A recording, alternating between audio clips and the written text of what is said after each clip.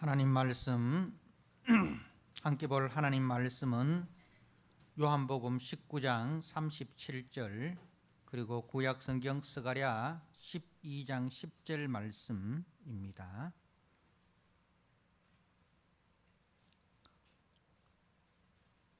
요한복음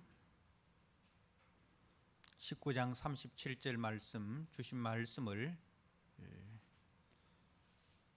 봉독드립니다. 또 다른 성경에 그들이 그 찌른 자를 보리라 하였느니라. 스가랴 12장 10절 말씀을 읽어드립니다. 내가 다윗의 집과 예루살렘 주민에게 은총과 간구하는 심령을 부어 주리니 그들이 그 찌른 바 그를 바라보고 그를 위하여 애통하기를 독자를 위하여 애통하듯 하며 그를 위하여 통곡하기를 장자를 위하여 통곡하듯 하리로다. 아멘. 네, 시간 할렐루야 찬양대가 주님 앞에 찬양으로 영광을 드립니다.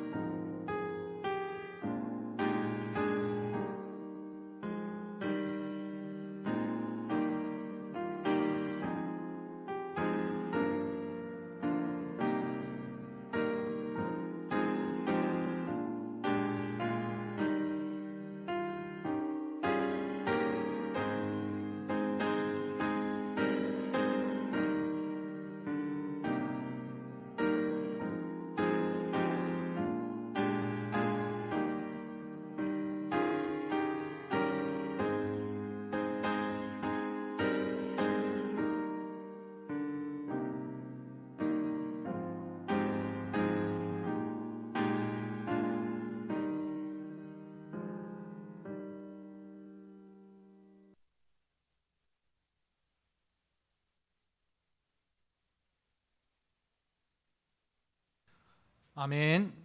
하나님 아버지, 늘 은혜를 베푸시는 그 주님께로 저희들이 나왔습니다. 이 시간 또 저희들에게 합당한 은혜를 부어주셔서 주님이 주시는 그 은혜로 우리의 영혼이 살고 우리의 삶이 회복되어지고 우리의 삶이 더 윤택해지려 주님께 영광을 돌리고 모든 사람들에게 그리스도의 선한 영향력을 나타내는 우리 성도들로 회복되어지고 견고하게 세워지는 은혜의 시간 되게 하여 주옵소서. 말씀이 우리를 가르쳐 주시고 말씀이 우리를 인도하여 주옵소서. 말씀에 순종하는 시간 되게 하여 주옵소서. 예수님께 하신 이름으로 기도드리옵나이다. 아멘. 오늘 요한복음 19장 37절 말씀, 그리고 스가랴 12장 10절 말씀, 누가 주님을 찔렀는가라는 제목으로 주신 말씀을 함께 나누고자 합니다. 우리는 지난 시간을 통해서 우리 주님께서 십자가에 돌아가실 때에 그 뼈가 꺾이지 아니하셨다, 그 다리가 꺾이지 아니하셨다는 그 의미, 그리고 그 주님의 옆구리에 군병들이 죽음을 확인하기 위해서 창으로 옆구리를 찌르셨을 때에 그 옆구리에서 물과 피가 나왔다는 것이 어떤 의미를 전해주는지에 대해서 말씀을 나누었습니다. 먼저 우리 주님은 그 뼈가 꺾이지 아니하심을 통해서 성경이 약속하신 바로 여자의 후손 하나님의 아들 유월절 어린 양의 실체가 되셨다는 것을 말씀을 합니다. 우리 주님은 하나님의 아들이시며 완전한 의인이셨다는 확실한 증거를 보여주셨고, 그리고 그 주님의 옆구리에서 물과 피가 나왔다는 것을 통해서 그 의로우신 주님이 우리를 위해서 완전히 죽으셨다, 기꺼이 우리를 위하여 자신의 생명을 내어주셨다는 것을 말씀을 하셨습니다. 하나님의 아들이시고 완전한 의인이신 그분이 우리를 위해서 자신의 생명을 기꺼이 내어주셨다는 겁니다. 자, 그리고 오늘 37절 말씀에 또 다른 성경에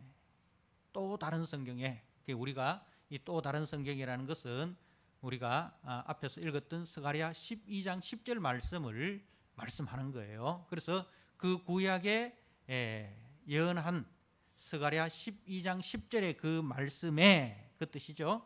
그들이 그 찌른 자를 보리라 하였느니라. 자, 이 말은 주님을 찌른 자들이 이제 다시 그 주님을 보게 될 것이다. 그 주님을 보게 된다는 것은 어떤 의미냐면 그 주님 앞에 회개하고 애통하며 돌아올 것이다는 이제 그 회개의 역사가 일어날 것에 대한 예언의 말씀인 거예요. 자, 그래서 그들이라는 것은 누구입니까? 그들이 이제 물론 로마의 군병들이 예수님의 옆구리를 찔렀습니다. 그죠? 그럼 1차적으로는 뭐 그들이 되겠죠. 그런데 성경은 이 그들이라는 것이 거기에 머물러 있는 것이 아니라 이제 모든 그 주님의 십자가 현장에 있었던 모든 사람들, 그리고 더 나아가서 인류의 모든 사람들이 다 주님을 찌른 자들이라, 주님을 십자가에 못 박은 자들이라, 그렇게 말씀을 하는 거예요. 그래서 주님을 십자가에 못 박고 주님의 옆구리에 창으로 찌른 자가 바로 나 자신이다 는 것을 이제 아는 사람들이 십자가를 바라본다는 거예요. 우리는 그 현장에 없었으니까 이 말씀은 우리와 관계없다라고 생각하는 것이 아니라 지금 내가 예수의 옆구리를 찌른 자다라는 그 인식을 가진 자가 누구냐? 바로 성령을 받은 자다 이 말입니다. 그래서 그들이 그 찌른 자가 누구예요? 예수님을 보리라. 예수님을 보리라. 그래서 이제 주님을 찌른 자들이 주님을 바라보게 될 것이다라는 이제 그 말씀입니다. 이 스가랴의 말씀은 먼저 앞에 10장, 11장의 말씀에서 이제 그 이스라엘의 죄에 대해서 이야기를 합니다. 이스라엘이 어떤 죄를 범하였는가, 그리고 그 죄에 대해서 우리 하나님은 어떻게 하셨는가, 죄에 대해서 이제 바벨론 포로로 주님께서 징계를 하시지 않습니까? 그리고 그 바벨론 포로에서 다시 돌아오게 하십니다. 자, 바벨론 포로에서 바벨론 포로로 갔던 자들이 다시 이제 돌아와서 이제 성전을 세우지 않습니까? 제2성전, 무너진 솔로몬 성전을 대신해서 제2성전을 짓는데, 그때의 이야기가 학개 스가랴의 이야기입니다. 학개 선지자, 스가랴 선지자가 바로 제2성전 건축할 때 성전 건축을 독려했던 선지자가 학개와 스가랴 선지자입니다. 그런데 우리가 여러 번 말씀을 통해서 들었지만은 성막 그리고 성전의 실체가 누구입니까? 건물이 아니라 바로 임마누엘, 지금 우리가 마태복음 말씀으로 매일 성경을 묵상을 하고 있는데 그 말씀에 임마누엘, 하나님이 우리와 함께 하신다, 그죠? 바로 참 임마누엘 대신 예수님에 대한 예표고 그림자이다는 것을 이제 말씀을 하고 있습니다. 자, 저들의 죄를 위해서 우리 하나님께서 선한 목자를 보내주실 것이다. 사꾼 목자들에 의해서 저들이 범죄하고 사꾼 목자들에 의해서 바벨론 포로로 잡혀갔지만 우리 하나님께서 저들을 위해서 선한 목자를 보내주실 것이다. 그 선한 목자는 양들을 위해서 자기 목숨을 그 대속제물로 내어줄 것이고, 그 대속제물로 말미암아 저들이 주께로 돌아오게 될 것이다 는 것을 이제 말씀을 합니다. 그래서 스가랴는 이제 선한 목자 대신 메시아를 보내줄 것이다. 그런데 그 선한 목자가 어떻게 죽느냐? 바로 저들에 의해서, 그를 알아보지 못하는 자들에 의해서 죽임을 당할 것이다. 그런데 하나님은 저들을 그 선한 목자를 찌른 그들을 위해서 이제 은총과 강구하는 심령을 부어줄 것이다, 그렇게 이제 말씀을 합니다. 자, 우리가 스가랴 12장 말씀을 한번 보시기 바랍니다. 10장 10절에 내가 다윗의 집과 예루살렘 주민에게 은총과 강구하는 심령을 부어주리니. 자, 이제 우리 하나님께서 저들을 죄에 팔린 저들을 위해서 선한 목자를 보내주셨는데, 그 선한 목자를 저들이 이제 죽였다 이 말입니다. 그런데 우리 주님은 선한 목자를 죽인 저들에게 은총과 강구하는 심령을 부어주신다.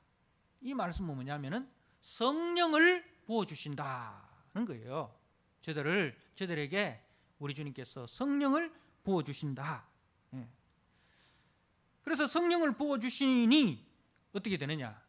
성령을 받은 자들이 이제 마음의 눈이 열리는 거예요. 마음의 눈이 열리는 거예요. 예. 그래서 마음의 눈이 열린 자들이 어떻게 됩니까? 그들이 그 찌른 바 그를 바라보고, 예. 마음의 눈이 열리니 내가 찌른 그분이 누구다? 하나님의 아들 그리스도시고 우리의 구원자라는 것이 밝히 보여지게 된 거예요. 예. 그래서 그를 위하여 애통하기를, 예. 그래서 그 십자가 앞에서 내가 찌른 그 주님 앞에서 애통하기를 독자를 위하여 애통하듯 하며 그를 위하여 통곡하기를 장자를 위하여 통곡하듯 하리로다. 그렇게 말씀을 합니다. 자, 사랑하는 성도 여러분, 바로 이 말씀이 어디서 성취가 되어지는지 우리가 말씀을 한 군데 더 보도록 하겠습니다. 사도행전 2장입니다. 사도행전 2장은 이제 오순절 성령을 받은 이제 베드로가 오순절 설교하는 그 내용입니다.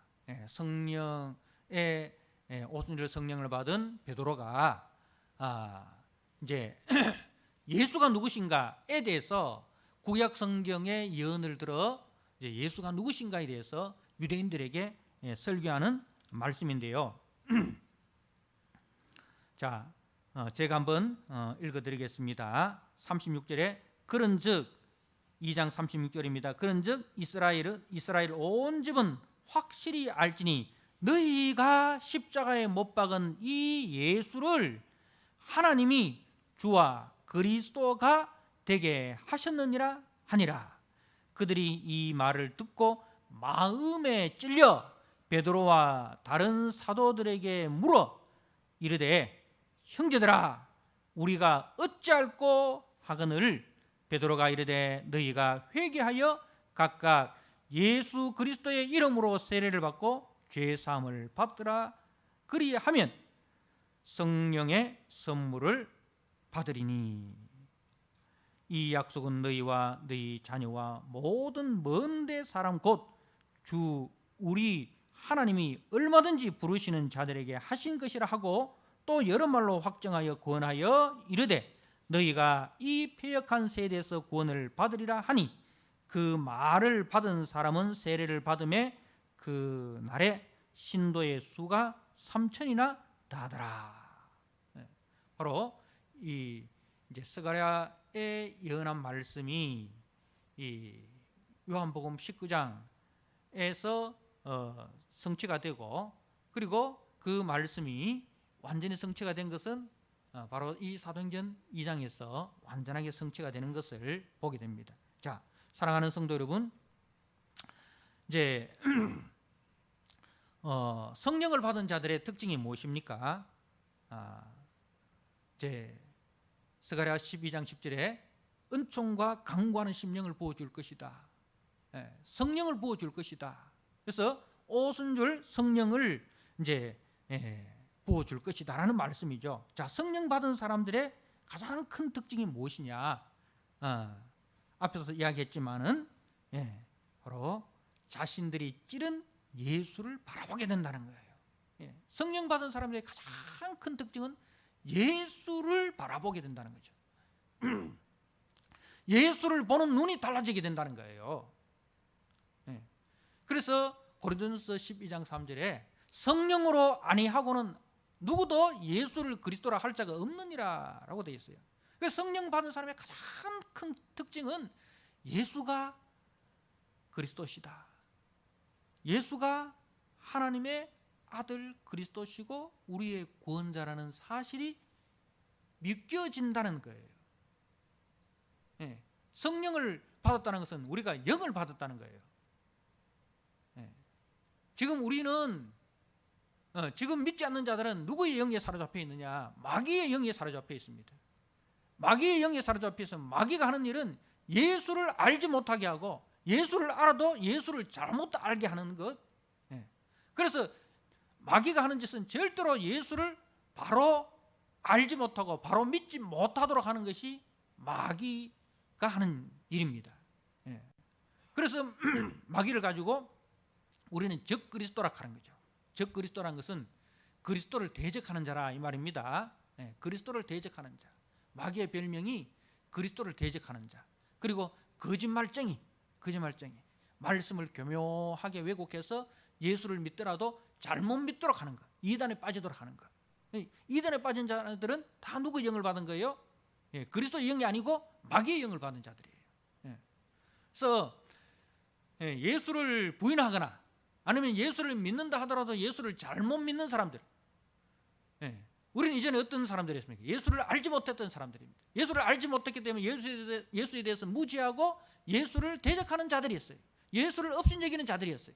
자, 그런데 웬 은혜인지 웬 사랑인지 그런 우리들에게 하나님께서 성령을 부어주셔서 이제 예수가 그리스도시고 살아계신 하나님이시며 그가 우리의 구원자라는 사실이 보여지게 되고 믿게 되어진 것입니다.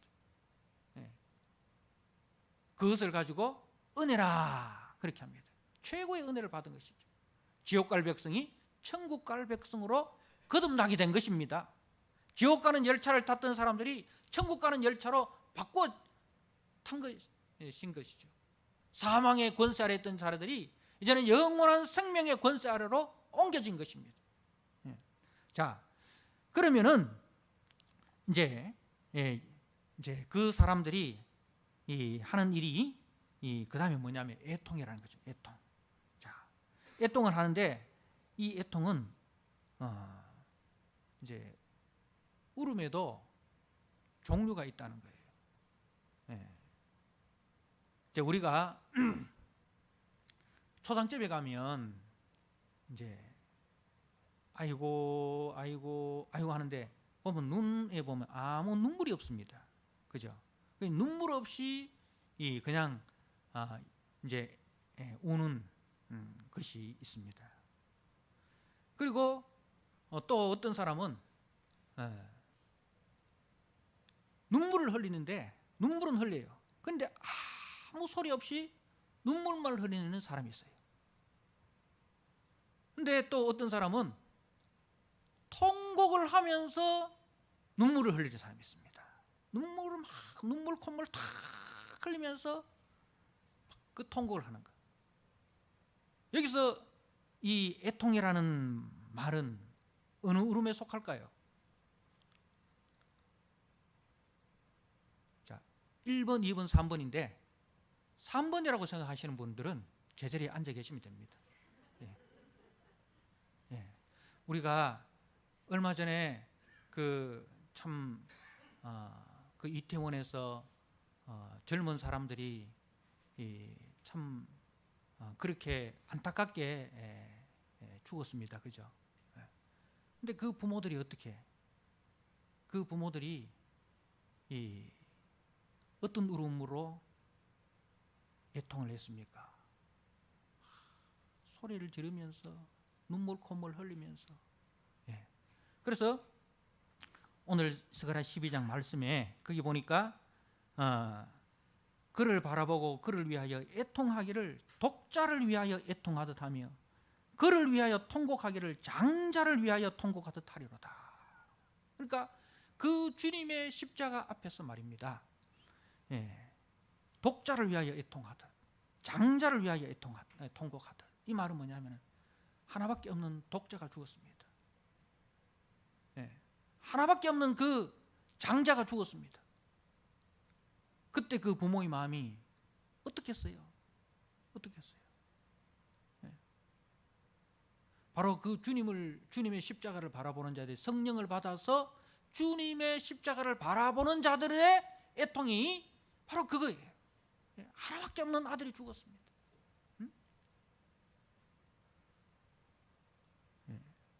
그래서 이 애통하다는 말은 이제 헬라어로 펜테오라고 되어 있는데 울부짖다, 통곡하다, 그런 뜻입니다. 그래서 주님께서 산상수훈의 팔복에 애통하는 자는 복이 있나니, 그죠? 애통하는 자는 복이 있나니 저희가 위로를 받을 것이며 라고 했을 때에 바로 그 애통이 이 펜테오라는 말인데요. 여러분, 세상에서 가장 큰 슬픔이 뭡니까? 그리고 세상에서 가장 큰 불효가 무엇입니까? 세상에서 가장 큰 불효가 대학 입시에서 떨어진 겁니까? 취직을 못해가 지금 3년 동안 지금 취준생으로 살아가고 있는 것이 가장 큰 불효입니까? 아니에요. 가장 큰 불효는 부모 앞서 죽는 것, 그것이 가장 큰 불효입니다. 부모 앞서 죽는 것이 가장 큰 불효입니다. 그래서 우리 말에 부모가 죽으면은 산에 묻지만은 자식이 죽으면은 마음에 묻는다, 그렇게 그런 말이 있지 않습니까? 그래서 세상에서 가장 큰 슬픔은 바로 자식을 잃은 슬픔이 가장 큰 슬픔이라는 거예요. 근데 우리가 주님의 십자가를 바라볼 때, 바로 성령을 받은 사람은 주님의 십자가를 바라볼 때에 이 슬픔이 있는 거예요. 사랑하는 성도 여러분, 우리가 주님의 십자가를 바라볼 때에 이 슬픔이 있습니까? 이 애통이 있습니까? 이 울부짖음이 있습니까? 응?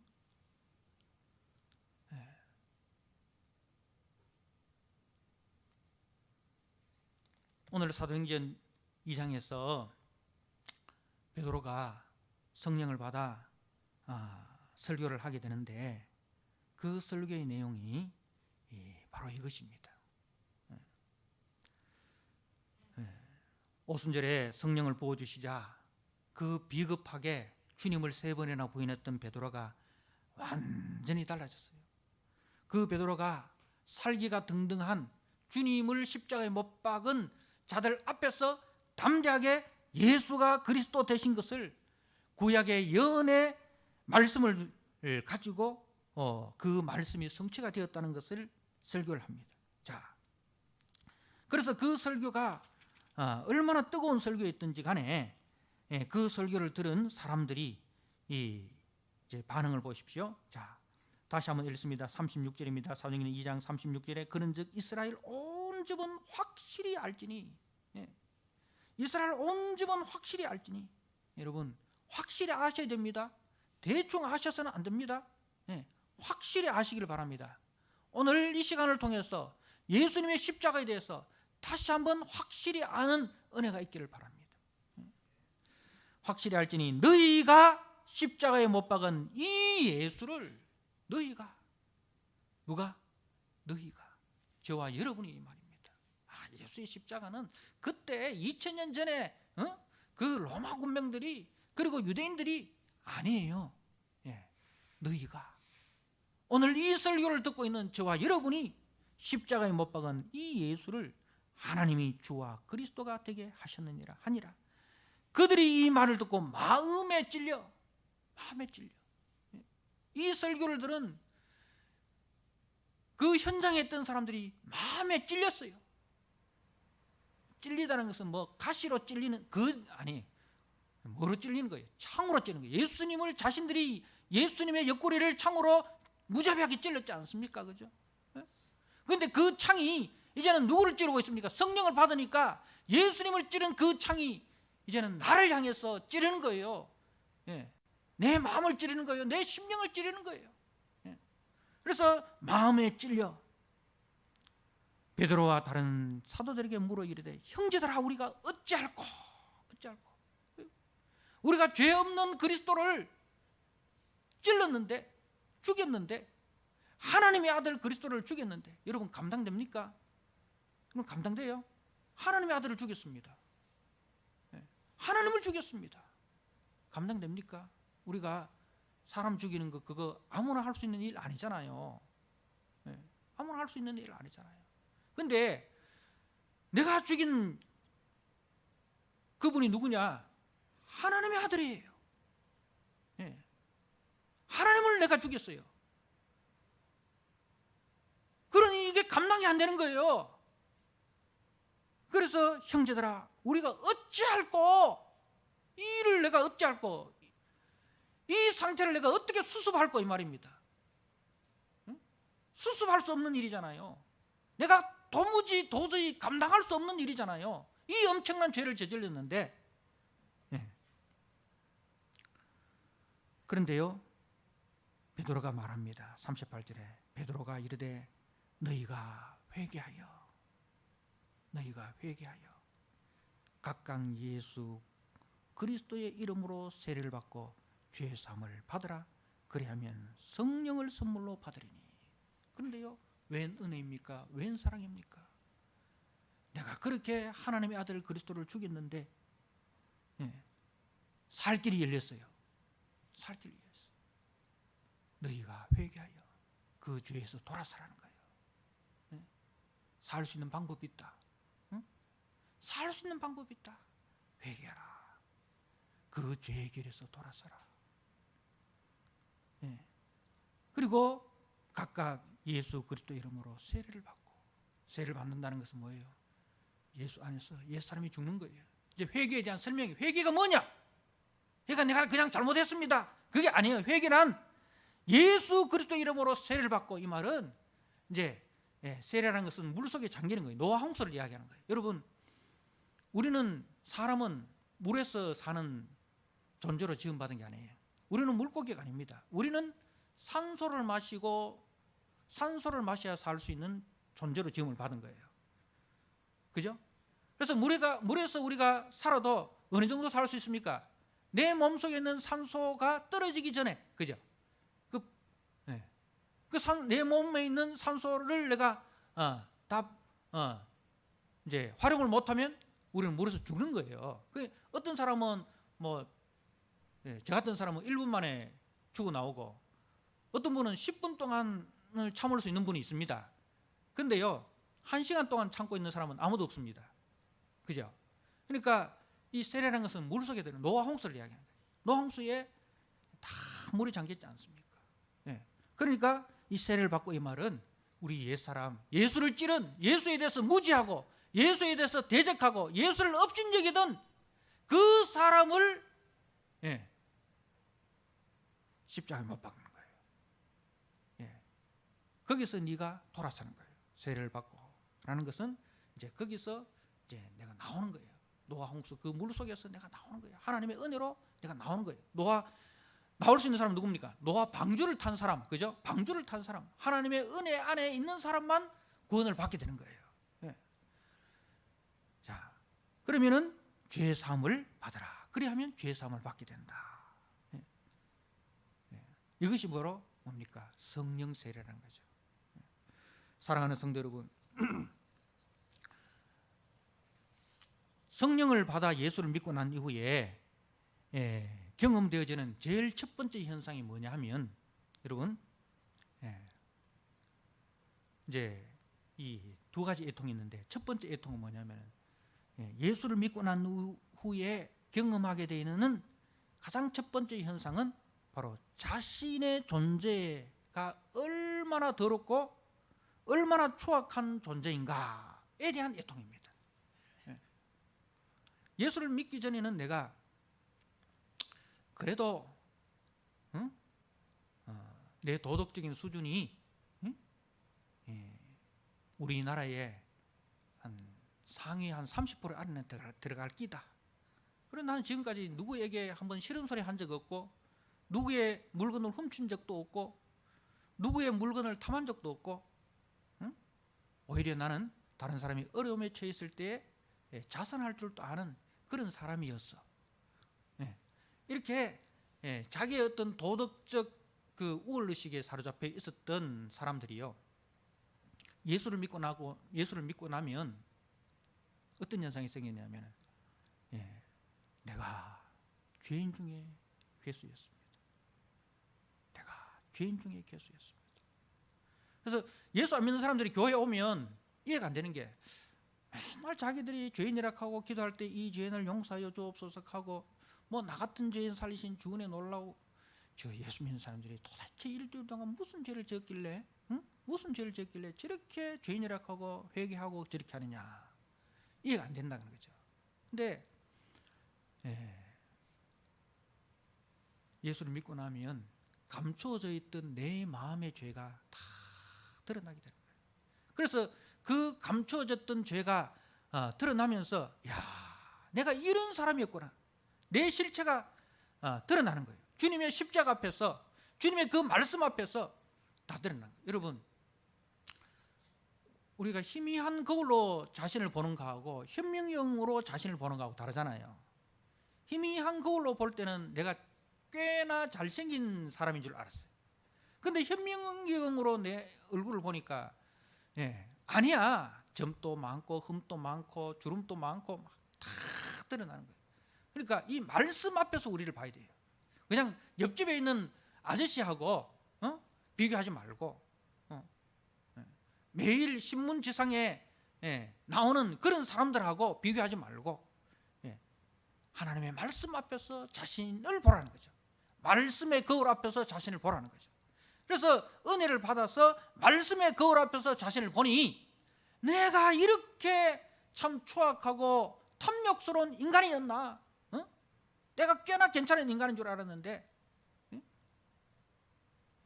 그래서 은혜 받은 사람의 제일 먼저 특징이 뭐냐면은 자신에 대해서 애통하는 사람입니다. 자신에 대해서 애통하는 사람. 은혜 받지 못한 사람의 특징은 뭐냐면은 항상 자기 우월 의식이 있어요. 다른 사람과 비교하면서 이제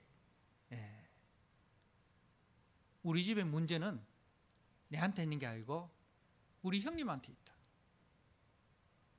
우리 형님이 형님 노릇 똑바로 못해가지고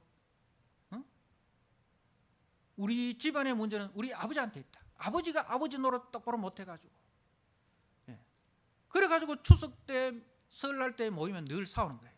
늘 이렇게 형님한테 문제가 있습니다, 아버지한테 문제가 있습니다, 엄마한테 문제가 있습니다, 동생한테 문제가 있습니다. 은혜 받지 못하면 늘 이제 자신은 괜찮은데 형님이 문제고 아버지가 문제고 엄마가 문제고 동생이 문제고 마누라가 문제고 처갓집이 문제고 시집이 문제고. 그래서 은혜가 없으면은 회개가 있는 것이 아니고 원망이 있습니다. 원망합니다.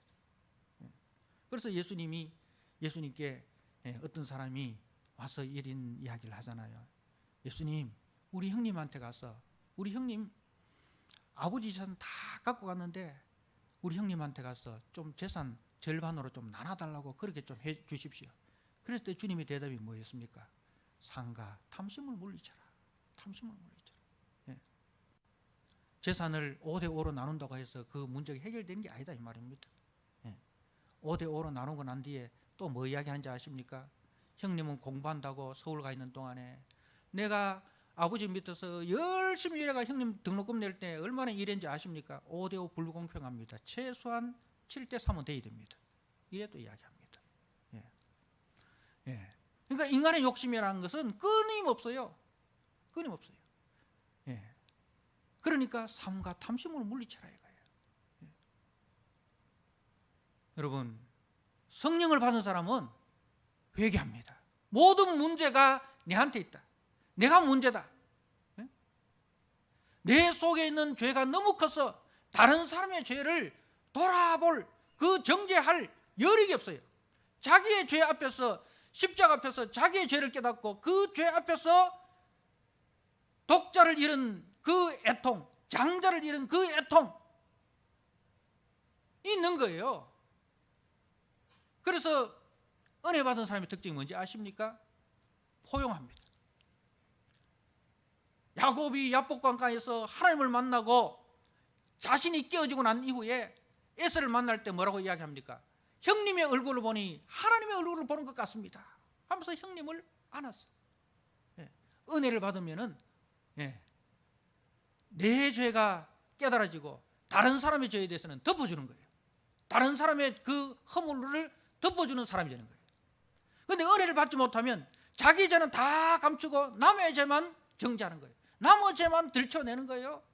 그래서 은혜 받지 못한 곳에는 항상 원망과 불평이 있고 다툼이 있고 미움이 있고 시기가 있고 질투가 있고 갈등이 있어요.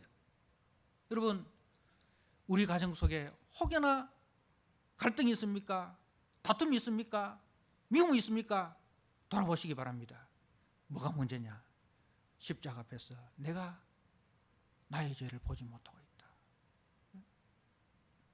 애통하셔야 됩니다. 주님, 십자가 앞에서 내 죄를 볼 수 있는 눈을 열어주십시오. 십자가 앞에서 나를 제대로 볼 수 있는 눈을 열어주십시오. 네, 그걸 우리는 기도해야 됩니다. 두 번째로,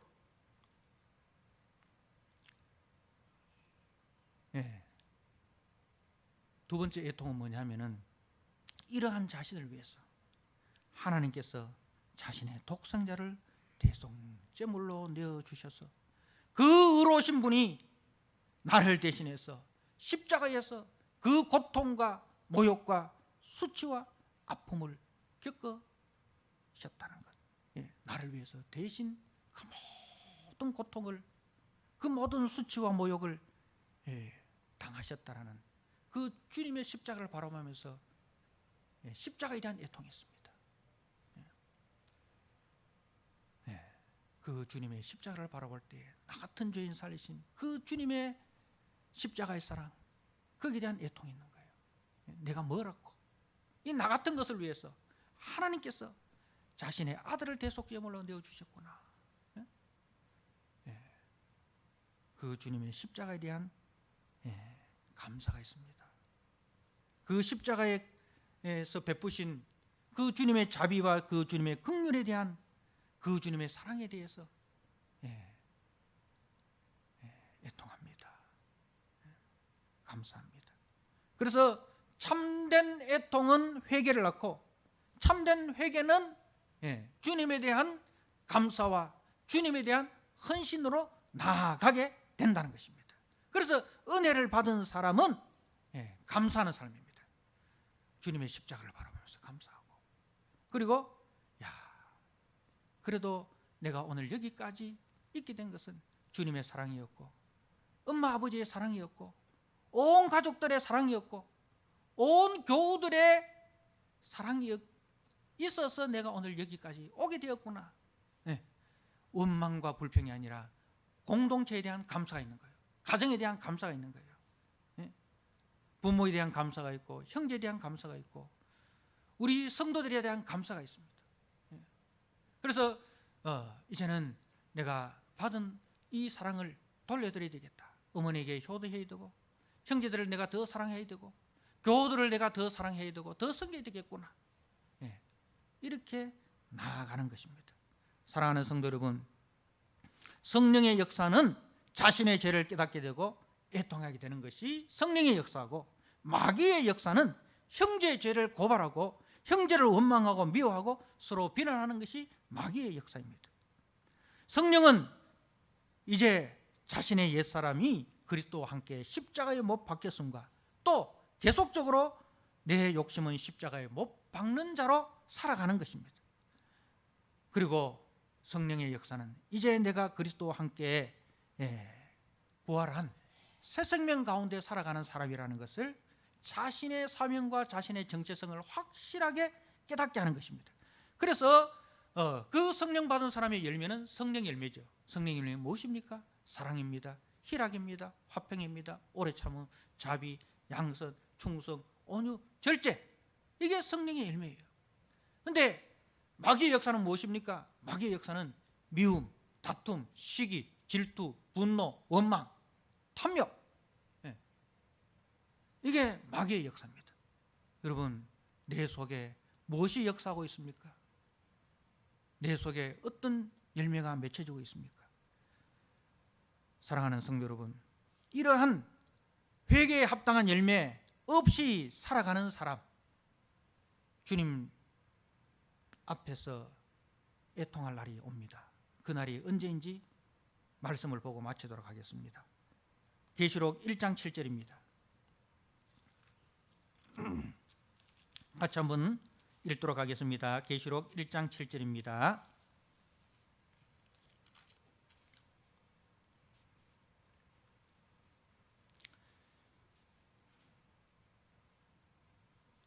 같이 읽겠습니다. 시작. 볼지어다 그가 구름을 타고 오시리라. 각 사람의 눈이 그를 보겠고 그를 찌른 자들도 볼 것이요 땅에 있는 모든 족속이 그로 말미암아 애곡하리니 그러하리라. 아멘. 사랑하는 성도 여러분, 이 회개에 대한 합당한 열매가 없으면 주님 다시 오실 날을, 그날이 진짜 애곡하는 날입니다. 진짜 애곡하는 날입니다. 이 사람들이 산과 바위를 향해서 부탁합니다. 산아 바위야, 산에 있는 바위가 나에게 떨어져서 어린 양의 진노에서 나를 가리워다오. 그 어린 양의 진노가 얼마나 무서운지, 주님 다시 이 땅에 오셔서 공의로 심판하실 그날에 지금 십자가 앞에서 애통하지 않는 사람들, 그때는 애곡하게 된다는 사실을 꼭 기억하시고 다시 한번 자신의 죄에 대해서 애통하시고, 이러한 죄인을 살려주신 그 주님의 십자가를 바라보며 애통하시고, 그리고 그 주님의 십자가에 한없는 감사와 한없는 긍휼과 사랑을 받으셔서 그 사랑으로 다시 일어서시고, 그 사랑으로 형제를 품으시고, 그 사랑으로 교회를 품으시고, 그 사랑으로 모든 허물을 덮으셔서 가는 곳마다 성령의 열매를 맺어 나도 살고 우리 가정도 살리고 교회도 살리는 그러한 우리 믿음의 성도, 사랑의 성도 되시기를 주님의 이름으로 축복합니다. 아멘. 우리 하나님 아버지, 주님의 크신 사랑과 크신 은혜를 감사합니다. 우리는 주님을 십자가에 못 박고 그 주님의 옆구리를 창으로 찌른 자들이었습니다. 그러나 주님은 그러한 우리의 죄를 우리에게 돌리지 아니하시고 우리의 죄를 그 아들 예수 그리스도에게 다 돌리시고 우리에게 성령을 부어주셔서 나의 죄를 깨닫게 하시고 예수가 누군지를 알게 하시고 예수께서 우리에게 행해 주신 그 십자가의 사랑을 믿음으로 받아들이게 해주신 것을 감사합니다. 하나님 아버지, 이제 회개에 합당한 열매로 아버지 그리스도의 새 생명 입은 자로서의 삶으로 나아가게 하여 주옵소서. 그리하여 다른 사람을 원망하던 그 마음이 이제는 불쌍히 여기는 마음으로, 긍휼히 여기는 그 십자가의 마음으로 우리가 나아가게 하여 주옵소서. 그래야 우리가 가는 곳마다 십자가의 사랑이 나타나고 우리가 가는 곳마다 성령의 열매가 나타나게 하여 주옵소서. 그래야 미움도 다툼도 시기도 불평도 원망도 다 사라지고 오직 우리가 가는 곳에 그리스도의 사랑만 역사하는 새 생명의 역사가 일어나게 하여 주옵소서. 예수님께 하신 이름으로 감사하며 기도드리옵나이다. 아멘. 찬송가